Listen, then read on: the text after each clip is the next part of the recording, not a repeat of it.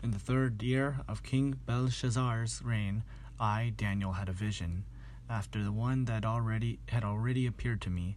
In my vision, I saw myself in the citadel of Susa in the province of Elam. In the vision, I was beside the Ulai Canal. I looked up, and there before me was a ram with 2 horns, standing beside the canal, and the horns were long. One of the horns was longer than the others, but grew up later. I watched the ram as it charged toward the west and the north and the south. No animal could stand against it, and none could rescue from its power. It did as it pleased and became great. As I was thinking about this, suddenly a goat with prominent horn between its eyes came from the west, crossing the whole earth without touching the ground. It came toward the 2-horned ram I had seen standing beside the canal, and charged at it in great rage. I saw it attack the ram furiously, striking the ram and shattering its 2 horns. The ram was powerless to stand against it. The goat knocked it to the ground and trampled on it, and none could rescue the ram from its power. The goat became very great, but at the height of its power the large horn was broken off, and in its place 4 prominent horns grew up toward the 4 winds of heaven.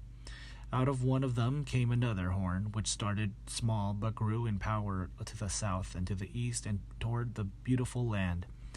It grew until it reached the host of the heavens, and it threw some of the starry hosts down to the earth and trampled on them.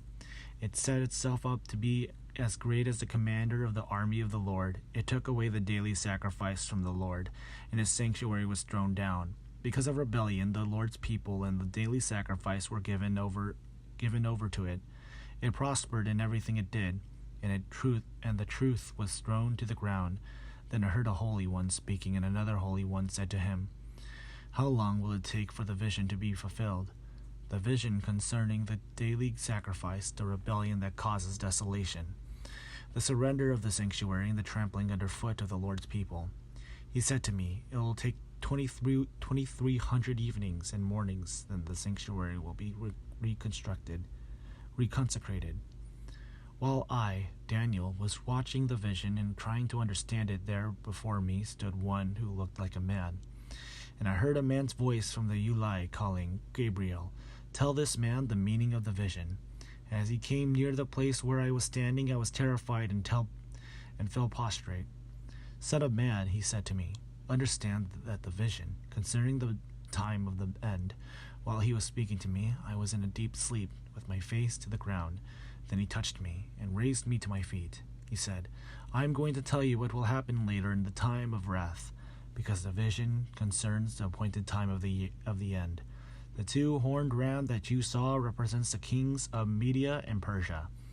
The shaggy goat is the king of Greece, and the large horn between its eyes is the first king. The first horns that replaced the one that was broken off represents 4 kingdoms that will emerge from his nation, but will not have the same power. In the latter part of their reign, when rebels have become completely wicked, a fierce-looking king, a master of intrigue, will arise. He will become very strong, but not by his own power. He will cause astounding devastation and will succeed in whatever he does. He will destroy those who are mighty, the holy people. He will cause deceit to prosper, and he will consider himself superior. When they feel secure, he will destroy many, and take his stand against the prince of princes. Yet he will be destroyed, but not by human power. The vision of the evenings and the mornings that has been given you is true. But seal up the vision, for it concerns the distant future. I, Daniel, was worn out. I lay exhausted for several days. Then I got up and went about the king's business. I was appalled by the vision. It was beyond understanding.